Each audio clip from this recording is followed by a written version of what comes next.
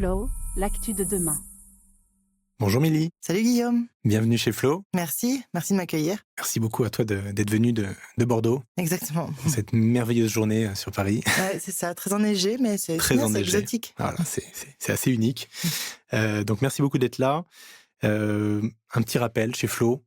On va à la rencontre d'experts, d'entrepreneurs, d'activistes, d'aventuriers qui remettent en question le monde actuel et qui proposent quelque chose de nouveau pour repenser le monde de demain. Donc j'avais très envie de te rencontrer pour parler de Climax, le média plus chaud que le climat. Exactement.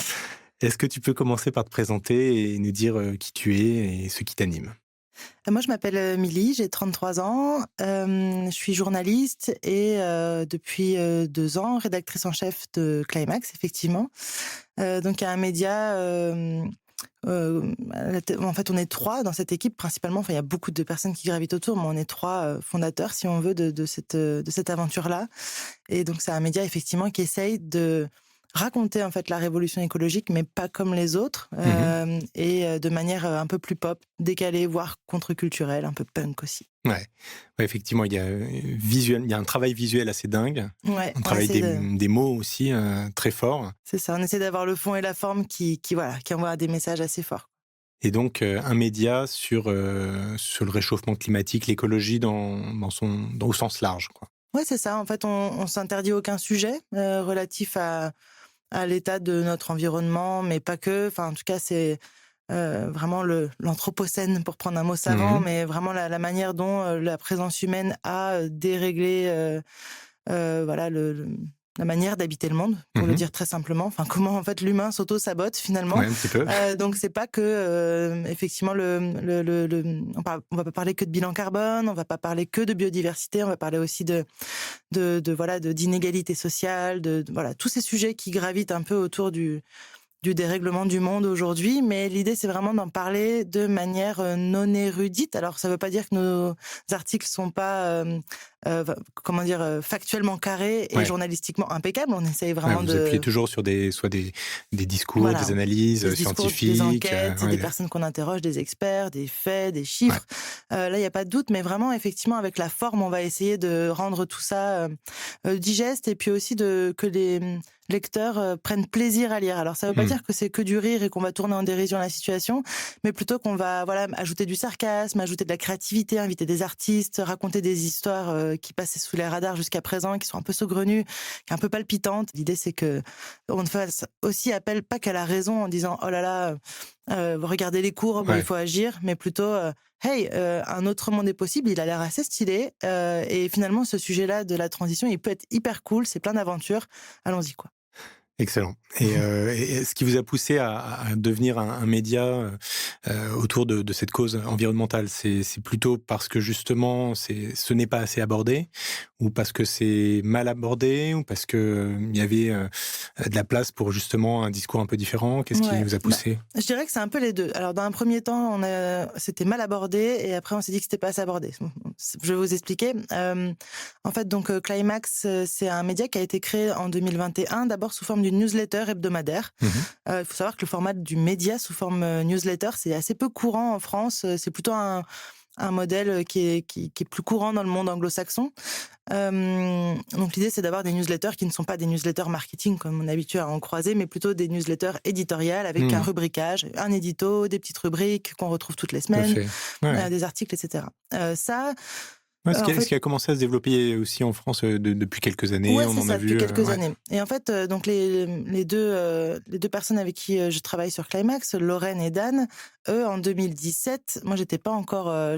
Enfin, je gravitais, on se connaissait un peu, mais ils ont créé un projet qui s'appelle Tech Trash, qui était donc une newsletter qui racontait les coulisses de la Startup Nation, à l'époque où effectivement on ne jurait on disait qu'on voyait dans la presse, la data était le nouvel or des entreprises. Les licornes. Voilà, il y a Station F qui ouvrait son campus. Enfin, en tout cas, il y avait déjà plein de choses de très chouettes qui se passaient dans ce secteur-là, mais aucun média critique sur ce qui se passait pas très bien. Donc prendre le contre-pied, c'était déjà le point de départ. En tout cas, raconter un peu les coulisses que personne racontait, avoir effectivement un regard un peu critique sur tout ça. et sur les dérives, parce que comme dans tous les secteurs, il y a Bien des sûr. dérives et voilà, il faut les raconter, surtout que des fois dans le milieu des startups, c'est assez risible. Enfin voilà, il y a beaucoup de grands discours, beaucoup de Ouais, bien sûr. Puis c'est devenu un peu caricatural. voilà. Donc ils en ont fait une newsletter assez ludique, très drôle, très très sarcastique justement, gratuite, qui existe toujours d'ailleurs, qui est toujours gratuite. Tech Trash. Tech Trash. Et en fait, en 2021, ben, bon, déjà, ils se sont pas ennuyés. Il y a eu plein de trucs qui se sont passés entre-temps, mais en 2021, ils se sont quand même dit que l'espèce de bullshit sur la transformation numérique des entreprises était un peu en train de se faire rattraper par un autre bullshit, qui était plutôt un bullshit sur la transition écologique des entreprises. Intéressant. Toutes les entreprises commençaient à dire qu'elles faisaient des plans enfin des plans, je sais même pas Bien comment sûr, ça s'appelait, ouais. mais des plans bilan carbone 2050. Enfin, en tout cas, Ouais, tout le monde faisait des grandes projections. Tout le monde était Ouais. devenu très vertueux du jour au Voilà, lendemain. tout le monde Quoi. se disait, enfin, montrait pas de verte, justement, Ouais. plus ou moins à raison.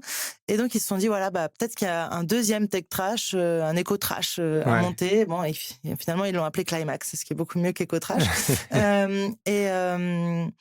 Et donc, voilà, la newsletter est née comme ça, d'abord payante, en se disant, bon, bah, quand même, Ok. Ah ouais. ça se fait pas mal, effectivement, aussi aux Newsletter États-Unis. Ça payante. se fait désormais de plus en plus en France. Mhm. L'idée, c'était de faire une newsletter sur abonnement et de capitaliser, enfin, en tout cas, de s'appuyer, de communiquer cette newsletter-là en premier lieu aux abonnés qu'on avait dans la communauté, les lecteurs de Tech Trash. Il y avait, Newsletter hebdo. Hein. ouais, hebdo. Ok. Il y avait 30 000, un peu plus de lecteurs chez Tech Trash. Et l'idée, c'est de leur dire, hey, on lance un nouveau Pas mal. format sur Ouais. l'écologie, venez nous suivre, quoi. Et il y en a pas mal qui ont suivi. Je crois qu'il y a tout de suite eu 4000 abonnés payants, ce qui est quand même Pas mal. Ah ouais. assez chouette. C'était Pour déjà payant au Tech Trash, non? Non, Ok. Tech Trash était gratuit. Et justement, on leur a dit, hey, vous nous suivez depuis longtemps, Tech Trash, Ok.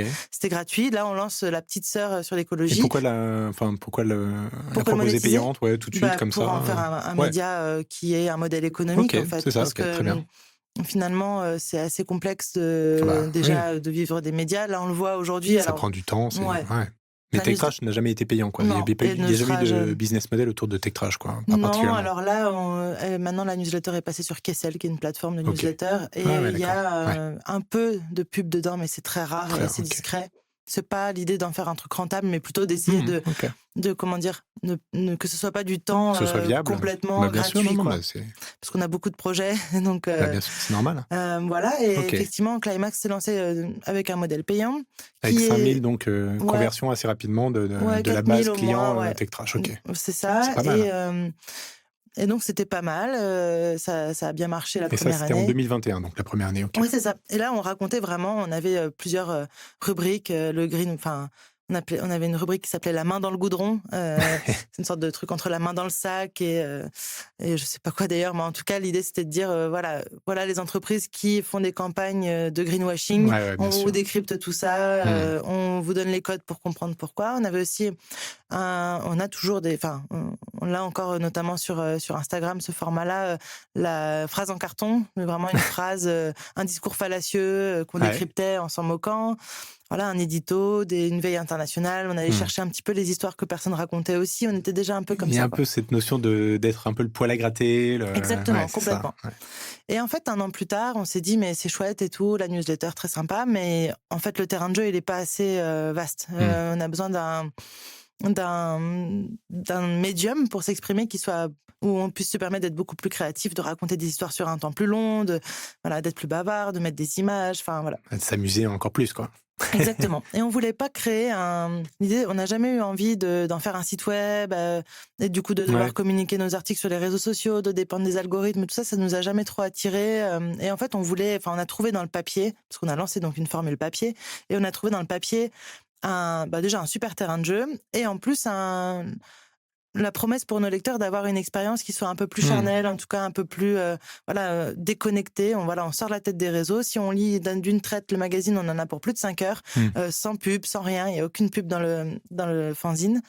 Donc voilà, c'est à ce moment-là qu'on s'est dit il faut qu'on lance une version papier, et à cette occasion, la newsletter est devenue gratuite. Donc la newsletter existe toujours, elle sort toutes les semaines, tous les mardis, mercredis quand on est un peu en retard, et elle est gratuite. Maintenant, c'est un peu une bonne porte d'entrée pour les gens qui veulent nous suivre, mais qui n'ont peut-être pas encore les finances pour s'offrir le magazine, ou qui veulent tester un peu la newsletter, notre ton.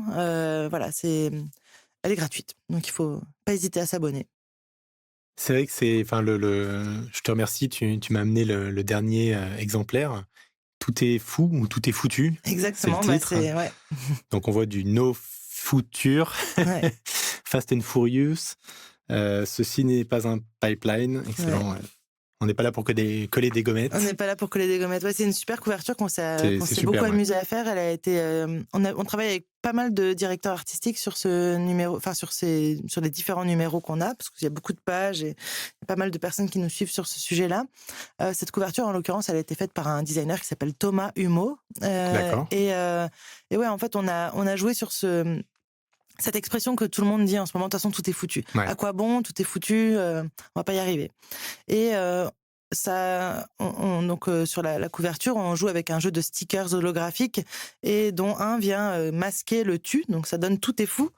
Ouais. L'idée, c'était dans ce numéro-là, de parler de toutes les initiatives créatives et absurdes qui sont en train de naître dans le milieu écolo et dont personne parle finalement, ou en tout cas personne les rassemble et souligne cette tendance. Mais nous, on a observé que quand même, il y a de plus en plus d'initiatives qui sont un peu zinzin et qui traduisent un peu ce truc-là, voilà, de tout est foutu, foutu pour foutu, allons-y, lançons une campagne qui va interpeller les gens. Je pense par exemple à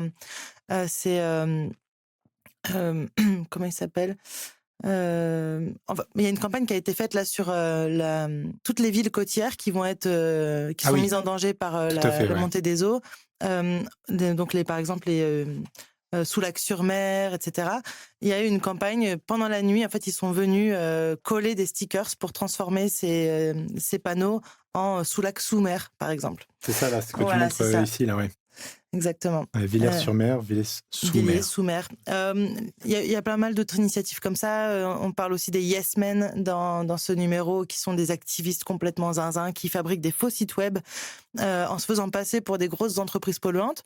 Donc ils créent le site, ils attendent patiemment que quelqu'un les contacte. Et en fait, sur la page contact, ils ont changé, ils ont mis leur contact et ils se font inviter à des conférences. Et donc, une fois qu'ils ont le micro, qu'ils sont sur scène et qu'ils parlent au nom de cette entreprise à des milliers d'investisseurs, ils inventent des faux produits, ils font des campagnes complètement absurdes pour justement dénoncer la pollution, les initiatives dégueulasses des entreprises. Et c'est vrai que ça prête à sourire et en même temps ça interpelle. Enfin, c'est une autre manière de militer que de faire des campagnes rentre dedans ou des conférences très sérieuses. Ouais, ça ouvre vraiment effectivement l'horizon, en fait. Ouais, Il y a c'est des ça. sujets très, très différents. Alors, vous avez aussi un interview de Lamia Semlali, Ouais, et on va la de Sea réinterviewer Shepherd. dans le prochain, parce qu'on Ah l'aime bah bien. ouais. Mais Ouais, puis bon, le sujet effectivement de l'incarcération de Paul Watson ouais, dure, donc ouais. c'est ça. Bon, on va en parler un tout petit peu de ça, mais on va surtout parler de elle, comment elle se situe, parce que notre prochain numéro, donc qui sort début décembre, et porte sur l'esprit pirate. Ouais. Et on va l'interroger elle sur étant donné que Sea Shepherd, son organisation, l'organisation dont elle est présidente en France. On peut dire qu'elle incarne bien effectivement une C'est idée ça. de ce que peut être la Ils ont un piraterie. drapeau pirate, ils ont des Ouais. bateaux et Piraterie positive en ils plus. font des Ouais. assauts et ils ont été même qualifiés justement de pirates vraiment par la loi, enfin je sais plus quel tribunal. Et d'ailleurs, ça a ouvert la porte pour les baleiniers japonais de les attaquer. Enfin bref, c'est tout un bins. Ouais. Mais on va leur demander, on lui a demandé justement cette image pirate, en fait, qu'est-ce qu'elle permet? Est-ce qu'elle permet de faire peur avant d'attaquer? Est-ce que aussi des fois c'est pas un frein pour finalement c'est pas aussi tendre tendre le bâton pour se faire battre d'une certaine manière. Enfin voilà, on va l'interroger sur Est-ce que c'est cet une esprit de vision? Est-ce que piraterie. ça libère? Est-ce que ça permet des choses un Est-ce peu? que ça braque pas des gens aussi, mine de rien? Est-ce que finalement se dire sauveteur des mers ou berger des mers, comme ils disent parfois, ou comme ils sont parfois présentés, est-ce que ce serait pas mieux? Voilà, on l'a interrogé sur cet esprit de piraterie. Qu'est-ce qu'il apporte dans la lutte et qu'est-ce qu'il enlève finalement? Et alors, quelle est votre cible, votre audience? Je pense que c'est un sujet important quand on lance un fanzine notamment, mais à qui vous adressez? Alors, on pourra se dire après en termes d'âge à qui ça correspond, mais je dirais que dans le profil, on va avoir un peu... Moi, je dis qu'on a deux types de personnes qu'on a envie de cibler, avec deux approches un peu différentes, mais qui se retrouvent dans Climax. La première cible, je dirais, et c'est notre premier lectorat, c'est finalement des gens qui ne sont pas du tout confrontés régulièrement à des sujets liés à l'écologie. Okay. C'est des gens pour qui se disent... Des néophytes un peu. Voilà, des complètement néophytes, des néophytes, voire des réfractaires. Ah oui.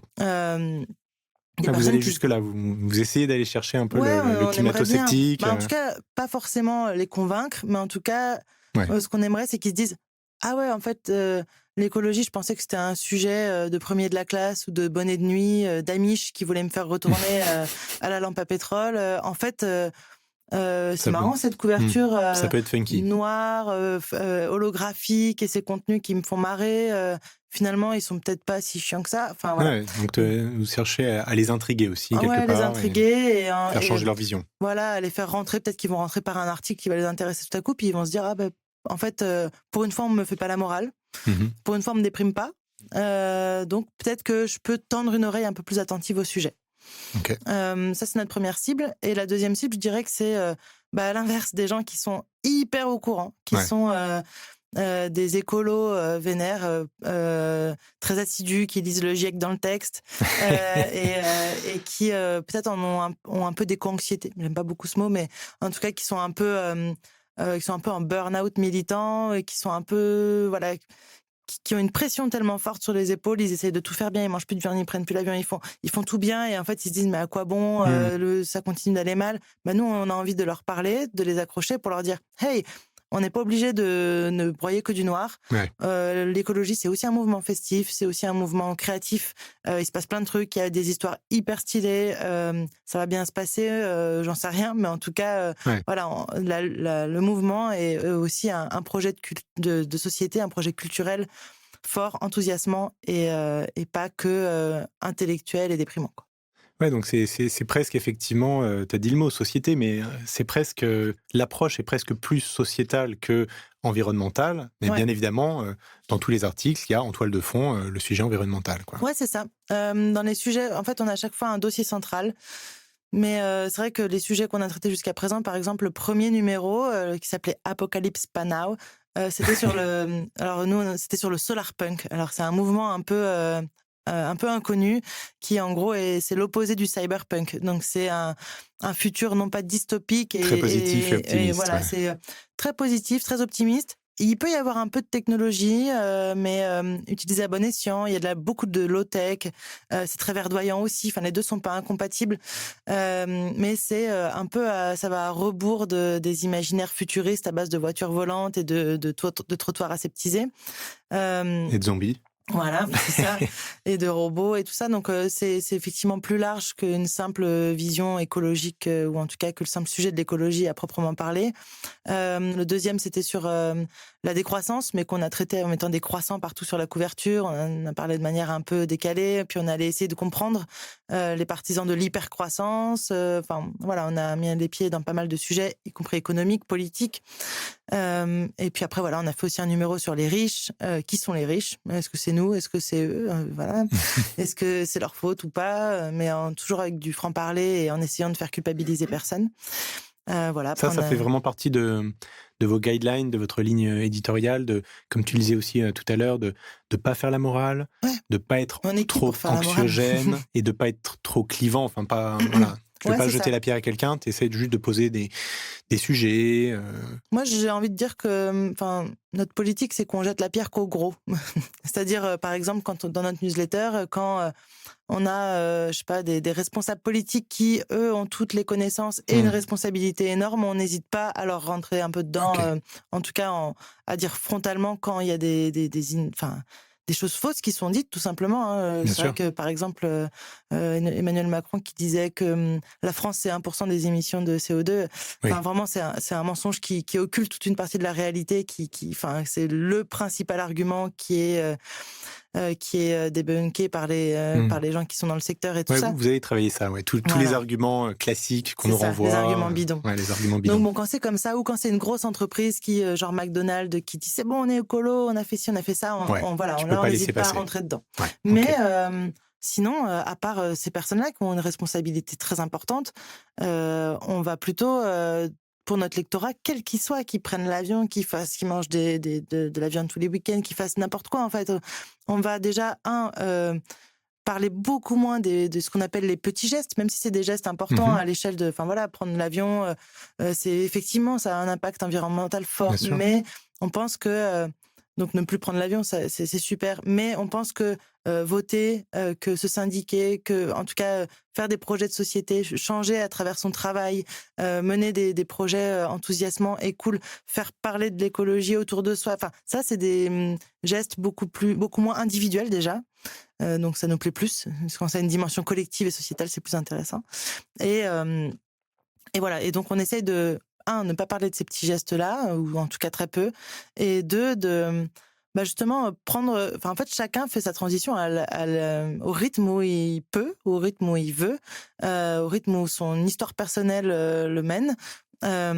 Personne n'est parfait, nous on n'est pas parfait, et on a envie que ce magazine, on n'est pas là pour dire nous on a tout compris et on va vous expliquer. Au contraire, c'est plus c'est notre magazine à tous. L'idée c'est que chacun s'y retrouve un petit peu, que surtout on puisse s'amuser à le lire, prendre du plaisir, s'intéresser à ces sujets sans forcément se fouetter, et ce sera déjà pas mal. Et donc vous déclinez donc toujours la newsletter, donc le fanzine depuis 2 ans maintenant. Ouais, 2 ans et demi même. Vous êtes aussi bien sûr présent sur les réseaux. Vous avez lancé alors une radio pirate, un podcast. On a fait pas mal de trucs ces derniers temps. On est sur Instagram, pas mal. Même si ça, c'est toujours un peu, c'est beaucoup de temps. C'est vraiment une machine à manger les contenus. Donc on essaie d'y être le moins possible, mais c'est vrai que c'est une super porte d'entrée pour plein de gens. Donc on y est assez présent. On fait un peu de vidéos aussi sur ce réseau. On fait des partenariats avec Combini pour aller à chercher des personnes qui sont le plus éloignées de ces problématiques-là. Combini, c'est quand même un média très généraliste et qui touche un public assez jeune, qui est donc complètement compatible avec nos contenus. Ouais, donc c'est super intéressant. Ça, on le fait depuis longtemps maintenant. On essaie de faire aussi nos vidéos en propre. On a fait récemment une campagne en partenariat avec Média Transport qui a des écrans dans les gares. Donc on a créé une série éditoriale avec 10 initiatives hyper cool et assez génial, pop sur l'écologie qui ont été diffusées dans 200 gares en France sur 500 écrans. La campagne C'était mieux demain, c'est ça ? Ça s'appelait C'était mieux demain. Donc ça, c'était il y a un mois. C'était le mois d'octobre. Et donc ça, c'était vraiment l'idée de faire un pied de nez à ce truc de c'était mieux avant. Et de toute façon, tout est foutu. Enfin voilà, on a un peu marre de ces trucs-là. On se dit, ok, si tout le monde se dit ça, on va jamais y arriver. Donc, haut les cœurs. Et donc, on a fait ça. Donc là, c'était des campagnes d'affichage dans presque toutes les gares de France.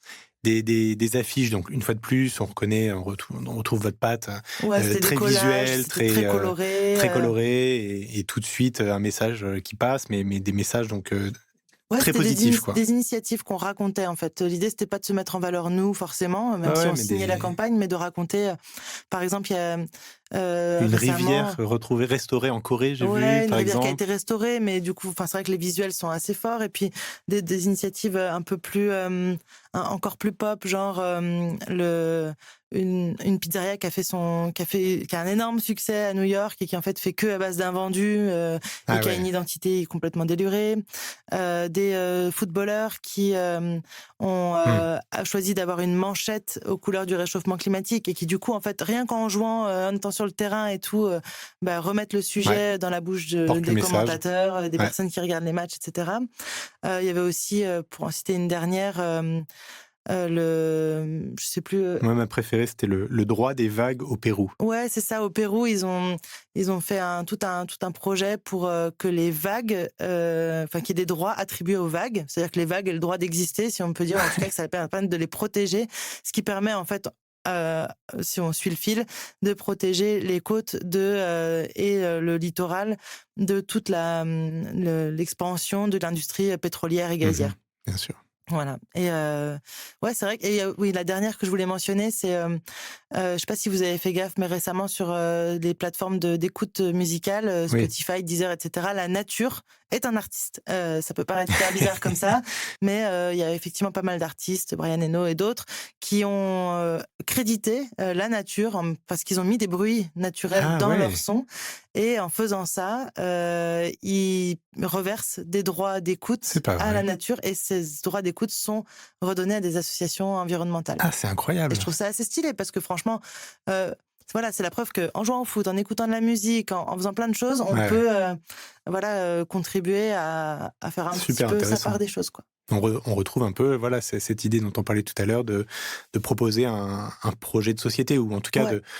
sans forcément proposer, mais se rendre compte que ça fait partie de Mais c'est de ça, c'est tous dans les tous éléments les de la société, secteurs toutes les personnes. Ouais. ça peut être cool. Et ça peut être cool. Ouais. C'est pas que voilà, une injonction, pardon, au toujours moins.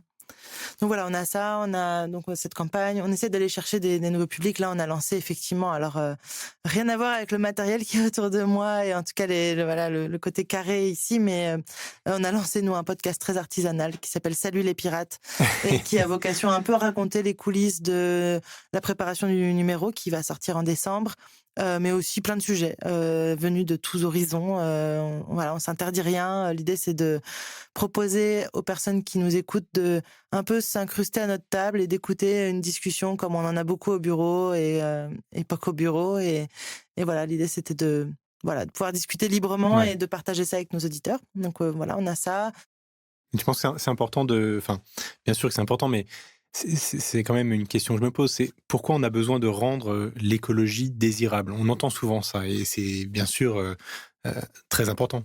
Mais on peut se poser la question de pourquoi on a besoin de la rendre désirable alors que il y a quand même un risque très important, donc ça pourrait être une nécessité. Et puis effectivement, derrière, il y a aussi des opportunités, enfin de créer, de réinventer tout un monde qui pourrait attirer plein de personnes. Donc des deux côtés, pourquoi est-ce on a besoin de se poser la question, pourquoi on Ouais, a besoin de rendre ça désirable et intéressant? ouais, je vais Pourquoi passer c'est pas pour naturellement? déjà, je vais passer pour l'anticapitaliste de première, mais on est quand même dans un monde de croissance infinie, dans un monde fini. Et Mhm. ce monde-là, il a été son moteur, c'est le moteur capitaliste quand même. Et l'ennui, c'est que le capitalisme s'appuie sur un ensemble d'imaginaires qui sont absolument incompatibles avec une transition écologique. Le mythe de l'exotisme, le mythe de la vitesse, le mythe du neuf. Et donc, il y a toute une industrie de la De toujours publicité, tout ça, plus. qui nous fait du toujours plus, etc. Donc déjà, il y a ça. Et donc finalement, l'écologie fait pas le figure à côté, quoi. Se dire, en fait, on parle de même pas d'un nouveau projet, on parle de décroissance, on Mhm. parle de tout, enfin voilà, de Retour en arrière un peu, arrêter ouais. de faire ça, arrêter de faire Arrêtez. ça, Ouais. faire moins. Franchement, c'est y a rien de moins enthousiasmant que ça. Donc voilà, il y a déjà, il y a beaucoup à faire. On n'est pas, on est vraiment pas à la hauteur, quoi. En fait, il y a aussi, alors moi j'avais parlé avec un neuroscientifique que maintenant je cite à chaque fois, le pauvre, mais enfin le pauvre ou pas, qui s'appelle Pierre Gilbert et qui m'avait expliqué un truc assez simple. Alors il l'avait résumé et moi je vais le résumer encore, donc c'est à prendre avec des pincettes, mais en gros pour faire simple, il m'avait dit que 20% de la population, 20 à 30% de la population seulement est sensible à une approche intellectuelle, chiffrée, enfin en tout cas réfléchie avec ce qu'il appelle le cortex néofrontal, c'est-à-dire vraiment, c'est des personnes qui sont foutues pour réfléchir, vraiment, c'est les Hmm. arguments, les chiffres, tout ça, ça les convainc et ils se disent ok, ça me suffit, j'y vais. Ouais, c'est-à-dire en plus d'avoir compris, il y a le déclic Voilà, il et y a il le y a l'action déclic derrière. et il dit en fait 70 à 80% du reste de la population donc euh, réagit plutôt avec sa partie centrale de son cerveau qui elle réagit aux images, aux émotions. Donc il va vraiment se mettre en mouvement parce que ça le prend aux tripes, parce qu'il en a envie, Ça le fait parce que rêver, voilà, quoi. ça le fait rêver, etc. Et donc, rapport à mon premier constat, c'est vrai Hmm. que pour l'instant, on fait pas rêver, quoi. Donc, même si effectivement, c'est d'un point de vue très intellectuel et très rationnel, c'est la bonne chose à faire que de pas se diriger vers un monde où il fera 50 degrés l'été et où en fait on va avoir des inondations comme à Valence tous les 3 mois et où effectivement, mine de rien, bah, les inégalités vont être toujours plus fortes parce qu'en fait, c'est exactement ça qui se passe. Hmm. Euh, le problème, c'est que voilà, pour se sortir de ça, il faut aller vers l'autre projet, mais l'autre projet, il n'est pas désirable. Donc, alors qu'il en a tout le potentiel. Donc voilà, c'est pour ça que je Hmm. pense qu'il faut rendre l'écologie plus désirable ou montrer en tout cas ce qu'elle a de désirable ou apprendre à en Hmm. parler autrement. Pour aller chercher aussi le cœur Ouais, c'est des ça. 70-80% Ouais, personnes exactement. qui nous écoutent.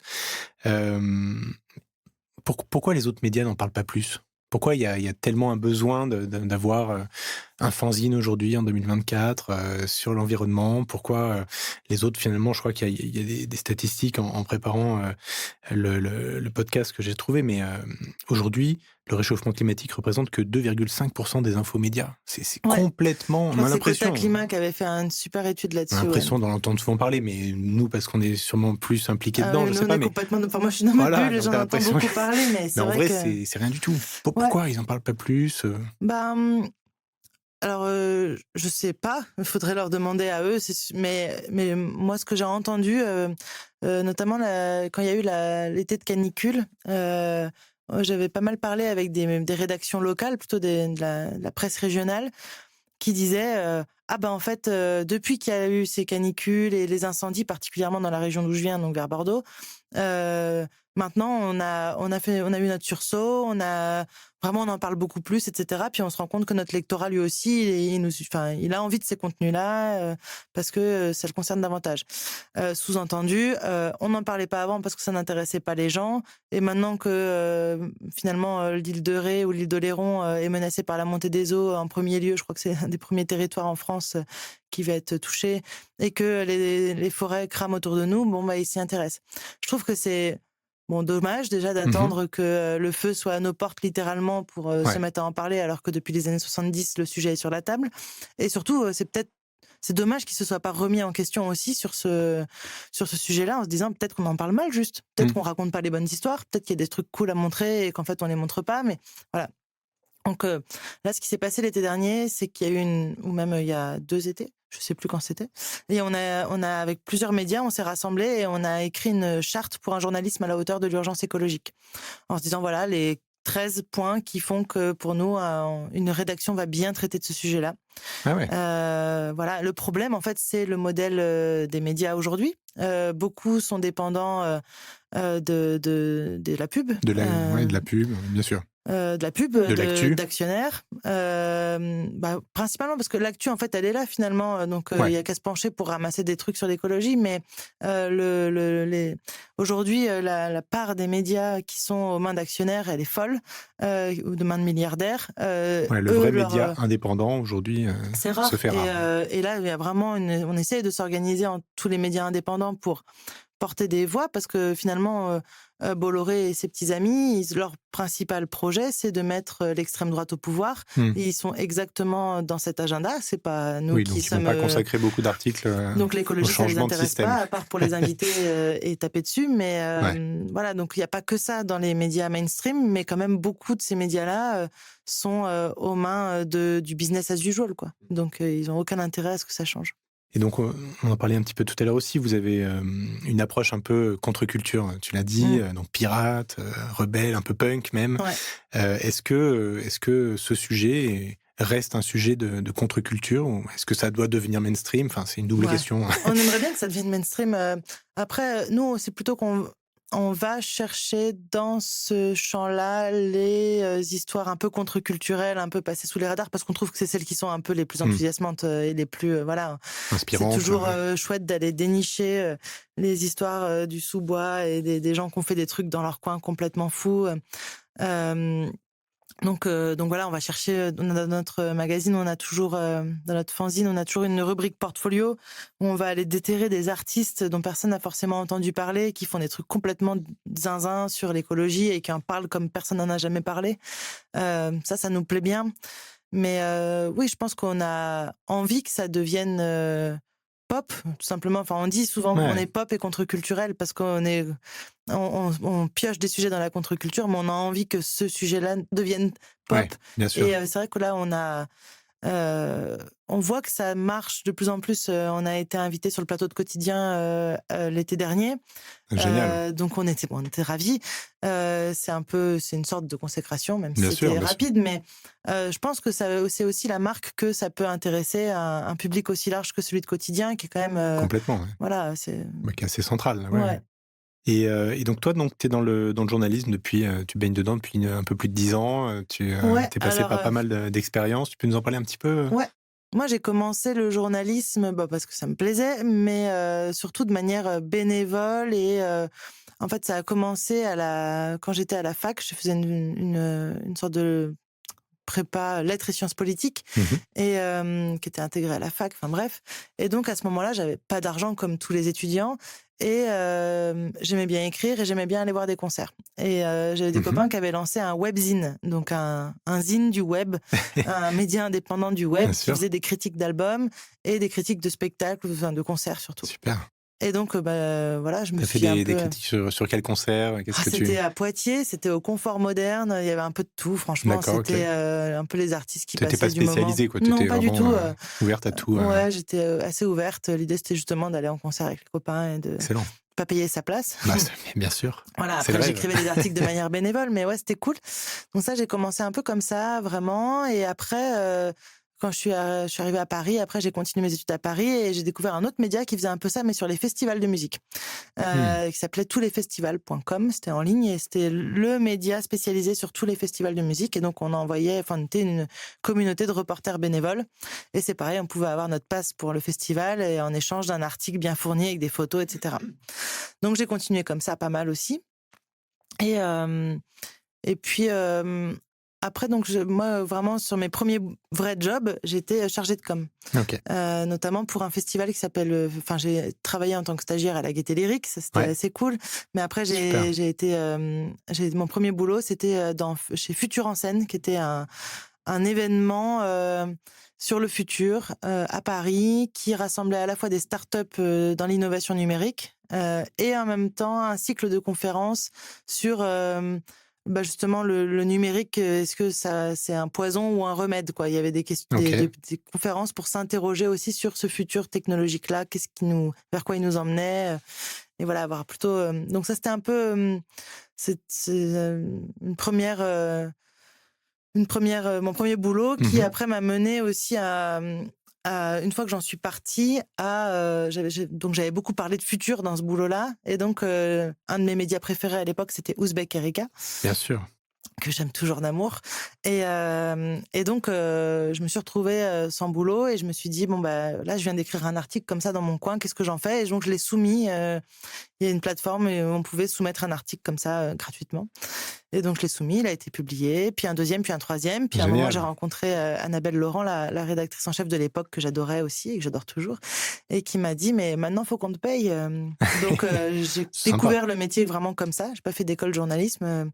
Et donc petit à petit, je me suis dit mais comment je fais et tout. Elle me dit mais tu m'écris des pitchs, puis je te valide les pitchs. Si tes pitchs sont des bonnes idées, on te les valide et on se met d'accord sur un budget, une date de rendu, tu nous fais tes articles. Donc j'ai commencé comme ça. Et j'ai travaillé pour Ouzbek Erika, donc à la fois le média et le studio qu'ils ont pendant Ouais. 3 ans en tant qu'indépendante. Et puis donc à un moment, Ouais, ça devait être heu, super comme expérience, ouais. ouais, c'était trop bien. Enfin franchement les Ouais, c'est vrai que sujets c'est vraiment devenu une référence, là. ouais, puis c'est vrai que ça m'a aussi mis le pied à l'étrier sur l'écologie parce que finalement Ouais. parler de futur Ouais, sans voilà, c'est pareil, eux, je trouve ça vraiment stylé, c'est que justement ils ont pas une rubrique écologie. C'est plutôt c'est ça. voilà un sujet qui vient ou un axe, un prisme qui vient s'inviter dans tous leurs Ouais. articles et Bah, qui quand globalement tu penses au monde de demain, effectivement, ouais. forcément, tu es obligé à un moment donné de mettre ce prisme, Ouais, c'est ça, mais ça se fait de manière justement un peu pas naturel, quoi. chiante. Ouais, Voilà, leurs contenus sont assez cool, le ton est cool. Enfin, moi, j'adore ce média. bien sûr. Je continue On est à très écrire fan aussi. pour eux, genre une fois par trimestre, enfin une fois par numéro Ah génial. quand le temps me le permet, mais généralement ça le fait.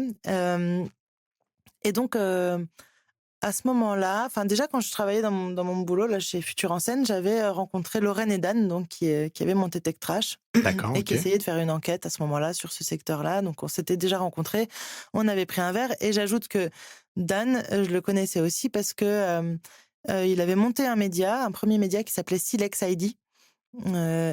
Donc Silex ID avait une newsletter, donc Silex et après plus loin ID. OK. Hem et ce média avait une newsletter avec des reporters bénévoles qui allaient sur des festivals. Bon, c'était des festivals tech cette fois-ci, mais donc j'ai pris, avec eux, je suis partie dans pas mal d'événements tech pour les couvrir et faire des petits reports. Mais c'était pas complètement bénévole d'ailleurs, c'était payé ces articles-là. Mais bref, donc on s'était rencontrés un peu par, voilà, on gravitait un peu dans ce même milieu de l'innovation technologique et tout ça. On s'était rencontrés, puis on échangeait assez régulièrement. Et à un moment, ils m'ont dit, mais ouais, là, on va lancer une version écologie de Tech Trash, ça s'appellera Climax, newsletter aussi, tu veux en être? Et donc, j'ai rejoint le projet dès le début. Moi, surtout au début, je m'occupais de la rubrique La main dans le goudron qui faisait Ouais. donc Dont tu parlais tout à l'heure. le décryptage de greenwashing. Et voilà, et c'est comme ça que je suis devenue rédactrice en chef de Que ce tout a commencé. média-là. Et voilà. Ah, c'est excellent. Et donc aujourd'hui, vous êtes une équipe de combien de personnes? Alors donc sur vraiment l'équipe permanente, on est 3, c'est-à-dire il y a Lorraine, Dan et moi. Ouais. On a 2 à 3 alternants avec qui on travaille toute l'année, qui changent tous les ans. Et après, on a beaucoup de personnes qui gravitent autour, donc tous les directeurs artistiques et graphistes qui travaillent sur le Ok. fanzine, Ouais. eux, ils sont plutôt des freelances, quoi, et ils sont indépendants, et on travaille avec eux quand il y a des nouveaux numéros. On a une personne aussi qui est à Marseille, Bruno, Ouais. qui nous épaule un peu sur les réseaux sociaux et l'événementiel. Mais en fait, on est très peu nombreux. Et on a aussi justement à côté de Climax, en fait, les modèles de médias, il y en a pas énormément, mais soit on vit 100% des abonnements, ce qui est difficile quand on vient de se lancer, quoi. Soit on vit du don, ce qui est le cas de médias gratuits comme Vert ou Reporter. Bien sûr. Ouais. Soit on fait comme ce que fait Ouzbek Erika d'ailleurs, ou Léovers ou plein d'autres médias assez stylés, on a un média et un studio. D'accord. Ok. Donc le studio produit des contenus éditoriaux divers et variés en marque blanche pour des entreprises, pour des clients, quelles qu'elles soient, des structures, des organisations. Et ça sert à financer la production du média qui n'est pas rentable forcément. Ouais, parce que vous, il y a zéro pub. Zéro pub. Ouais, c'est ça. Zéro Vous pub êtes complètement indépendant. On pourrait voilà. prendre la discussion tout à l'heure. Les impressions coûtent très Il n'y cher. a aucune publicité. Et oui, c'est pas digital, donc C'est il ça. faut le Et en produire, plus, le fanzine. donc là, on va doubler notre nombre d'exemplaires imprimés pour le prochain numéro, parce qu'on sort en kiosque. Mais jusqu'à présent, on était en dessous on était en dessous la quantité d'exemplaires imprimés qui nous permet d'être imprimés sur des grosses machines où ça coûte moins cher au numéro, quoi. Donc voilà, c'est comme tout. Moins on imprime, plus ça coûte cher à l'exemplaire. Donc là, plus on va imprimer, moins ça va nous coûter cher. Donc en fait, il y a des petits paliers comme ça à passer. Et donc c'est vrai que un jour, j'espère que Climax sera rentable en lui-même, rien qu'avec les abonnements, les ventes qui se font, qui sont de plus en plus nombreuses, c'est super. Mais pour l'instant, on complète aussi avec justement cette activité studio. Studio, ok. Ouais. Pour tout type de projet Ouais, que vous sélectionnez ou non, on fait oui. quand même. Généralement, quand on vient nous chercher, c'est que c'est des gens qui sont déjà sensibles, déjà sensibles. assez On a proches en travaillé termes de avec, valeur. on travaille avec pas mal d'organismes un peu d'intérêt général. On a travaillé pour la BNF, on a fait leur newsletter, on a travaillé pour des médias comme 20 minutes ou l'Oopsider, qu'on accompagne aussi sur des newsletters. On a travaillé et on travaille encore pour France Travail. D'accord. Il y a aussi la Maïf, des clients un peu comme ça qui sont dont on risque pas de découvrir des casseroles, quoi. Ouais. Bien sûr. Ok. Et donc est-ce qu'il faut avoir une vision positive de l'avenir? On est dans un monde un peu, donc tu le disais aussi, un peu anxiogène. Il y a un petit peu de conflits entre des personnes très engagées, d'autres encore climato-sceptiques. On a des sociétés un peu clivantes, des groupes qui s'opposent. Donc ça peut être assez anxiogène, un peu déprimant. Donc est-ce que c'est cette vision positive de l'avenir qui peut changer les choses, qui peut nous driver et nous amener peut-être à nous réconcilier, puis à comprendre qu'il y a une autre société qui peut être inventée ou réinventée devant nous? C'est une question que beaucoup de gens se posent. Comment garder l'espoir aussi, comment avoir justement cette vision positive de l'avenir, et à quoi bon finalement, parce que franchement ça a l'air un peu bouché, quoi. Être optimiste sans être naïf, quoi. Voilà, exactement, c'est pas facile. Du coup, nous ce qu'on véhicule plutôt comme idée, c'est de se dire, on n'invite pas forcément les gens à avoir une vision positive de l'avenir. En tout cas, on les invite à avoir une vision active de l'avenir, en se disant plutôt: «Ah, en fait, il y a quand même, je peux faire des choses, il se passe des choses», c'est-à-dire, réaliser que tout n'est pas foutu, que c'était pas forcément toujours mieux avant, que en tout cas, il y a un mouvement qui est là, il y a tout. Tout est là sur la table, les solutions, les acteurs, il y a tout. Ce qu'il faut, c'est effectivement avoir tous le désir d'agir. C'est Magali Payen qui disait ça justement sur le site de l'ADEME. J'ai lu ça l'autre jour. Elle disait il ne manque pas de solution, il nous manque juste le désir d'agir. Nous, on est assez d'accord avec cette idée-là. On aime bien raconter une histoire qui, je trouve, illustre bien ça. Parce que souvent, on a l'impression que pour devenir écolo, ce serait plaquer son taf, quel qu'il soit, devenir berger et faire de la permaculture Mmh. dans la Drôme et faire son potager. Enfin voilà, il y a toujours un peu ce truc on a l'impression qu'il y a notre vie et une sorte Mmh. de bifurque écologique complètement déconnecté du quotidien actuel. Nous, on pense pas que c'est comme ça que ça se passe. On aime bien raconter une histoire qui a été racontée dans un film qui s'appelle No, qui est assez cool. En gros, ça se situe au Chili, à l'époque où il y a Pinochet au pouvoir, donc il y a sa dictature qui est en route et pour une raison liée à la Constitution, il doit lancer un référendum pour demander s'il va rester 8 ans de plus ou pas au pouvoir. OK. Et donc, il y a un référendum qui est lancé dans la population. Est-ce que oui, on veut le garder ou non, on veut pas le garder? Les 2 camps s'affrontent, il y a des campagnes de communication et cetera et en fait, le camp du non, ceux qui disent, «Pinochet doit dégager», ils font quoi comme vidéo? Ils font des vidéos en disant, «Oh là là, c'est, la cata, regardez, ce que Pinochet, ça fait au monde, regardez ce que ça fait à notre société, regardez les scandales, regardez». Un peu ce que font les écologistes aujourd'hui, genre: «Oh là là, c'est terrible ce qui se passe». Et ça marche pas des masses, quoi. Dans la Ouais. population, ça convainc pas, les stats sont pas folles. Et à un moment, il y a un publicitaire qui débarque, qui est recruté dans l'équipe de campagne et qui dit: «Non, mais faut changer de notre fusil d'épaule. On va faire un spot de campagne», il le fait d'ailleurs, un spot de campagne hyper joyeux, hyper coloré, avec de la musique et donc il fait ce spot, il emprunte des bouts d'images de spots Coca-Cola, il met de la musique, hyper festive. Il y a un drapeau arc-en-ciel, enfin, il y a un logo arc-en-ciel avec écrit le «No» en dessous. Il y a voilà, du théâtre, des machins, de la danse et tout et ça dit, Chili, la joie qui vient et donc il véhicule un imaginaire OK. positif d'une société sans Pinochet et le camp du non finit par l'emporter D'accord. grâce à cette campagne. Donc je trouve qu'il y a 2 leçons dans ce truc-là. Un, c'est qu'on peut être un publicitaire et faire changer les choses. Il y a pas Ouais. forcément besoin de devenir un berger, qui fait de la permaculture Ouais. dans la Drôme.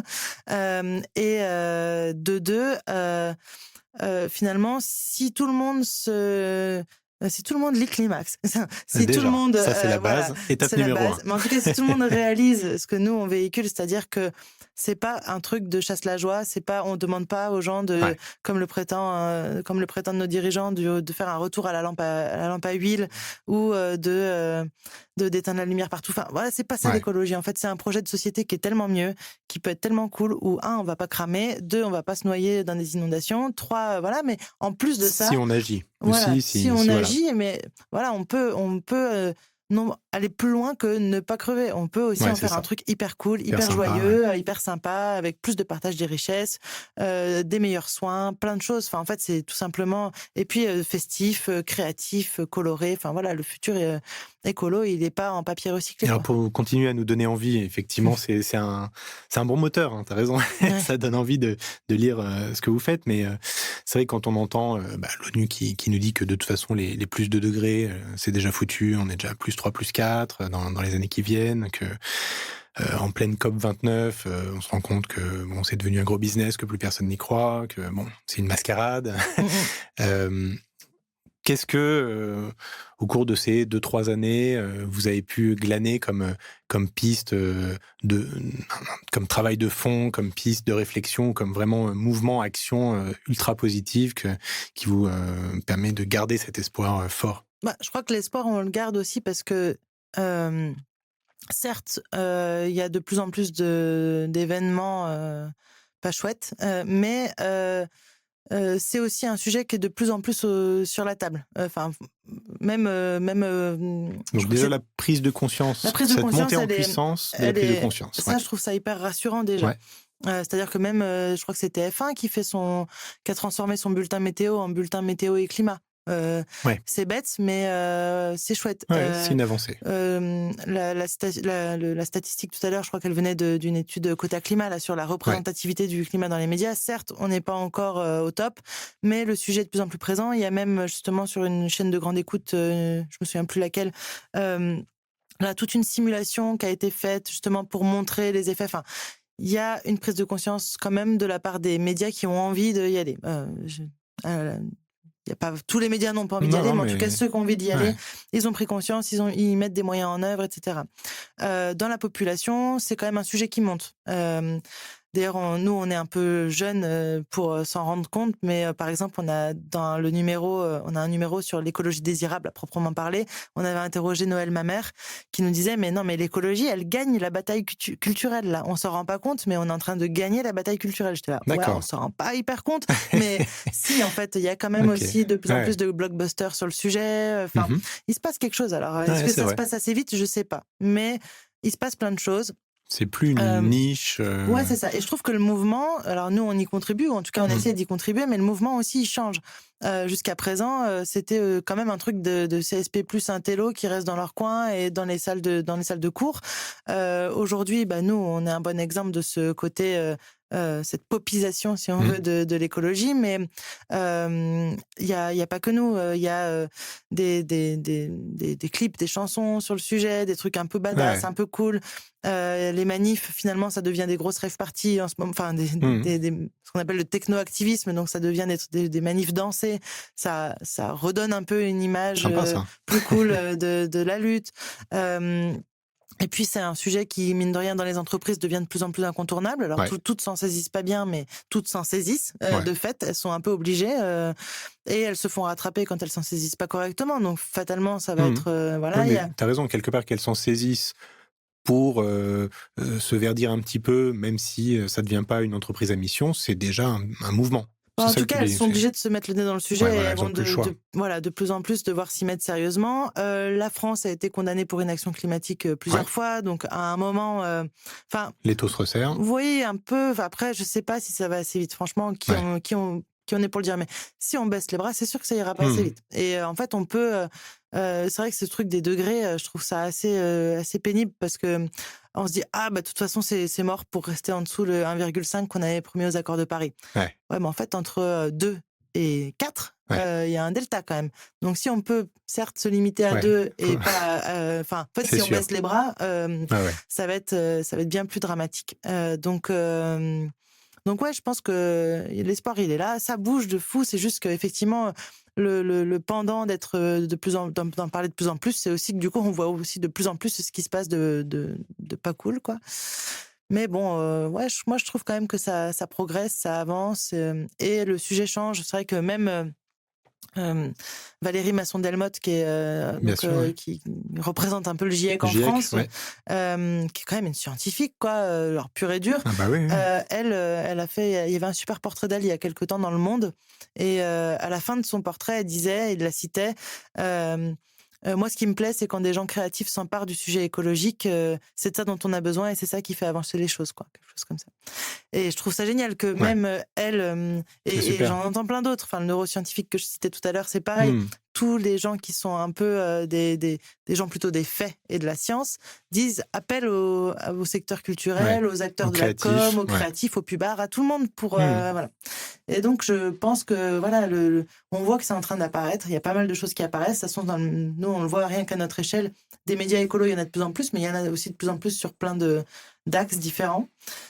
Donc voilà, ça pullule un peu de partout. Il faut voir si ça va assez vite ou pas. Ça, c'est une autre question. Mais si on n'essaye pas, c'est sûr que ça ira pas assez vite, quoi. Absolument. Donc prochain numéro, Utopie Pirate, voilà, c'est ça. Il sort quand? Donc ça sort. On part à l'impression, je crois, tout début décembre. Donc ça sera dans les kiosques vers le 12 décembre. Ok, génial. Autour du 15 décembre, je dirais, pour être tranquille. Parfait. Donc c'est disponible sur notre site où donc on peut acheter un abonnement ou un numéro. Ça fait un très bon cadeau de Noël. Donc le site c'est climaxfanzine.fr, mais on est disponible aussi dans des bonnes librairies indépendantes. Donc là, le prochain numéro va être le premier qui sort en kiosque, donc dans pas tous les kiosques, mais dans une bonne partie des kiosques. Le premier en kiosque. Voilà. Et, génial.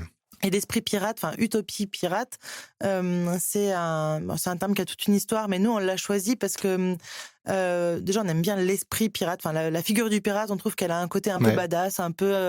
c'est vrai que moi, je vois sur la côte atlantique, il y a plein de maisons qui ont des drapeaux pirates. Je sais pas pourquoi, ouais, c'est vrai. mais c'est vrai qu'il y a tout le monde a envie de croquer un peu de ce côté Un côté un peu subversif, aventurier. sulfureux, voilà. Donc le pirate a une image un peu cool et en même temps un peu inquiétante. Et on trouvait ça intéressant de coller cette image-là au sujet de l'écologie déjà. Et en fait, en fouillant le sujet, on s'est rendu compte que les pirates, contrairement à ce qu'on voit dans les films et dans la pop culture mainstream, c'est pas que des pillards et des voyous. C'est aussi des communautés qui ont mis en place des règles beaucoup plus égalitaires, qui ont un partage des richesses, qui ont un côté multiculturel hyper fort, qui ont vraiment des projets utopiques, qui veulent pas se soumettre aux lois qu'ils trouvent injustes. Enfin voilà, il y a tout un esprit de piraterie qui peut infuser et qui infuse dans certains aspects. On a interrogé dans le prochain numéro donc Lamia de Sea Shepherd, mais aussi 3 personnes qui sont dans le mouvement Les Soulèvements de la Terre, qui eux ont un peu qui ont été un petit peu chamboulés aussi. Oui, qui ont été chamboulés, mais qui ont tout un discours hyper intéressant aussi sur, par exemple, à un moment, ils ont changé de discours, ils ont dit, ils ont arrêté de dire qu'ils sabotaient des installations, ils ont dit qu'ils les désarmaient. Les désarmaient. Et je trouve ça hyper intéressant parce qu'en fait, les pirates, c'est un peu ça. Même, on a le problème change de camp. Ouais, c'est ça. Avec ce discours. On a un peu des problèmes on a un sujet sur les éco-hackers, donc les hackers à portée sociétale et écologique et éthique. On a un article sur les radios pirates aussi, et on voit bien que à chaque fois, c'est des personnes qui essaient de reprendre de la liberté par rapport à des normes et des lois jugées injustes.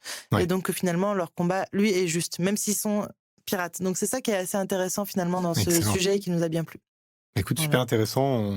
On attend avec impatience la sortie de il est déjà prochain numéro. En précommande pour ceux qui veulent le recevoir directement dans leur boîte aux lettres quand ça va sortir. On a lancé en fait, on fait des préventes à chaque fois parce que ça nous permet de récolter les fonds pour aller l'imprimer. Donc sur votre site, on peut s'inscrire pour la prévente. Ouais, c'est le site, c'est shop.climaxfanzine.fr. Et là, on peut commander le numéro, un abonnement, un pack cadeau bientôt, je crois, aussi pour Noël, ceux qui veulent, avec 2 ou 3 numéros. Il y a même donc le prochain numéro, c'est donc il y a Utopie Pirate, donc avec du bleu et du jaune fluo, et une petite boîte d'allumettes assez mignonne et colorée avec un petit soleil au milieu qui donc traduit un peu ce côté subversif et dangereux, mais quand même gentillet, un peu fleur bleue, pirate fleur bleue. Donc sur la couverture. Et donc on a fait aussi une formule avec la vraie boîte d'allumettes pour ceux qui veulent. Pour les vrais. Voilà, pour les vrais de vrais. Et donc on peut suivre, c'est ce que tu disais sur Salut les pirates, là, c'est ça, sur votre radio, les podcast, on peut trouver partout sur je crois Spotify, Deezer, peut-être d'autres. Et donc là on a un peu les coulisses de. C'est ça, en fait on a fait 4 épisodes, le dernier était hier. Là on avait un invité surprise en plus hier, Mathéo Balès, qui est une sorte d'influenceur montant mais à la cool sur Instagram qui nous a parlé de trip vélo un peu déglingo, c'était très cool. Et mais non, en gros à chaque fois c'est on ouvre les micros et on raconte les personnes de la rédac viennent raconter les articles et pourquoi ils ont trouvé ces sujets-là cool et super intéressant. Et voilà, et donc l'idée, c'est vraiment une discussion informelle. On essaye de pas trop écrire. Surtout dans les derniers, là en plus on n'a plus le temps. On est en bouclage, donc on n'écrit plus rien. Mais en roue libre. Voilà, l'idée c'est vraiment d'avoir une discussion l'idée, informelle. c'est de raconter comment est arrivée une idée, comment elle a été creusée, comment vous avez déroulé un petit peu. Puis d'entendre un peu nos interrogations, notre manière d'aborder les sujets, les réflexions qu'on se fait sur certains sujets aussi. Voilà, pour inviter les gens et puis aussi pour casser, c'est ce qu'on essaie de faire avec Climax en général, mais casser cette barrière qu'il y a entre le journaliste et le lecteur. Nous, on est le lectorat de notre fanzine. Enfin, on n'est pas différents. On appartient. C'est d'ailleurs pour ça aussi qu'on s'appelle un fanzine. Le fanzine, traditionnellement, c'est plutôt dans le milieu de la musique, mais c'est des magazines de fans auto-édités, photocopiés et tout. Nous, on est des fans du mouvement écolo, si on veut, mais en tout cas, on appartient à ce mouvement qu'on documente et qu'on alimente aussi d'une certaine manière. Donc, le podcast, c'est aussi une manière de justement, inviter à nous découvrir et à voir que nous aussi, on fait des blagues nulles et que voilà. L'idée, c'est de se rendre accessible et on propose aussi à ceux qui nous écoutent de poser des questions. On se fait des petits recos à la fin. Enfin, voilà, c'est assez détente. Génial. Écoute, On y croit. Tout n'est pas foutu, donc. Ouais, exactement. Tout n'est pas foutu. Il faut croire à cette utopie pirate. Ouais. Et écoute, merci beaucoup, Milly, pour ce partage. Merci d'être venue. Merci de m'avoir invité pour tout. et merci de m'avoir donné l'occasion de raconter un peu en détail notre parti pris. Avec grand plaisir. Et puis, bonne continuation à toute la team de Climax. Je transmets. À très bientôt. Merci beaucoup. Merci, ciao. Ciao.